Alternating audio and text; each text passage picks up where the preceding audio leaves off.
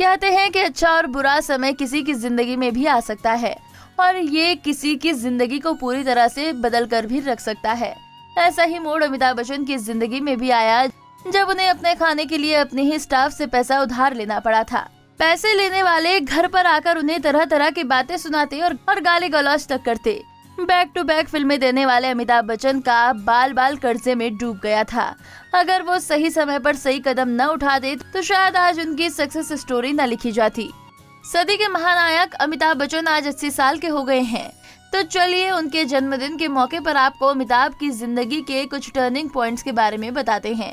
अमिताभ, जिन्हें बॉलीवुड का शहंशाह कहा जाता है, लगभग हर बड़ी हीरोइन और बड़े स्टार के साथ नजर आने वाले अमिताभ ने कई सुपरहिट फिल्में दी।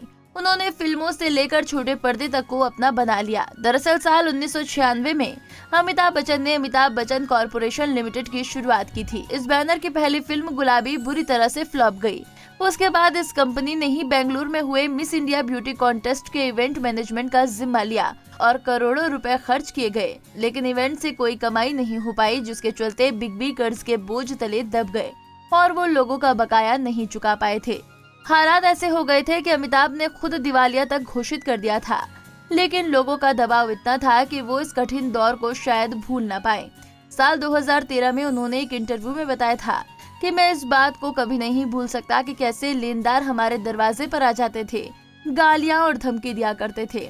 इससे भी बुरा तो वो था जब वो हमारे घर प्रतीक्षा कुर्की करने आ पहुँचे थे। उस समय यश चोपड़ा उनके लिए मसीहा बन गए थे। कहा जाता है कि उस परेशानी के दौर में वो खुद यश चोपड़ा से पैदल चलकर काम मांगने गए थे, क्योंकि अमिताभ दिवालिया हो चुके थे। उन्होंने अपना घर तक गिरवी रख दिया था। इस बारे में अमिताभ ने कहा कि 44 साल के करियर में मेरे लिए ये सबसे खराब वक्त था। मैं सोचने पर मजबूर था कि मैं क्या क्या कर सकता, और अपने घर के पीछे रहने वाले यश चोपड़ा के पास गया और उनसे फिल्मों में काम मांगा। उन्होंने मुझे तुरंत ही मोहब्बतें जैसी बड़ी फिल्म दे दी। इस मुश्किल की घड़ी में अमिताभ ने किसी काम को नहीं ठुकराया और उन्होंने घर वालों की नाराजगी की परवाह किए बिना केबीसी का होस्ट बनने का फैसला किया। हालांकि जया नहीं चाहती थी कि वो ये शो होस्ट करें। हालांकि इस शो की बदौलत अमिताभ बच्चन दोबारा स्टारडम की सीढ़ियां चढ़ने लगे। बच्चन को पहले केबीसी के 85 एपिसोड के लिए करीब 15 करोड़ रुपए मिले और इस नामी इंटरनेशनल बैंक ने बच्चन के साथ 10 करोड़ रुपए का करार किया था। अमिताभ बच्चन ने एक इंटरव्यू में भी बताया था कि शो और विज्ञापन की बदौलत वो करीब 90 करोड़ रुपए का कर्ज चुकाने में सक्षम हो सके और अमिताभ को पैसा और शोहरत वापस मिल गई। इसी के साथ आपको बच्चन परिवार का एक और किस्सा बताते हैं।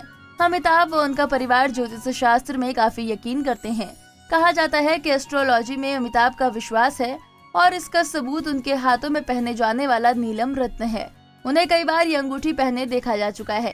कहा जाता है कि ये अंगूठी उन्होंने उस समय में ही पहनी थी जब उनके सितारे गर्दिश में चल रहे थे, लेकिन जब उन्हें कामयाबी मिली तो उन्होंने कभी इसे खुद से दूर नहीं किया। अमिताभ का मानना है कि कठिन हालातों में महान ज्योतिषी की सलाह लेने से जिंदगी को नई दिशा मिल जाती है। अमिताभ ने जहां एक हाथ में नीलम तो दूसरे हाथ में पन्ना पहना था। खैर, आज अमिताभ करीब 3000 करोड़ रुपए के जायदाद के मालिक हैं। जीवन में अच्छा और बुरा समय आता ही रहता, इसे संयम के साथ ही निकाला जा सकता है। नारी से जुड़ी मोर अपडेट्स के लिए हमारे इंस्टाग्राम को फॉलो, फेसबुक को लाइक और यूट्यूब चैनल सब्सक्राइब करना ना भूलें।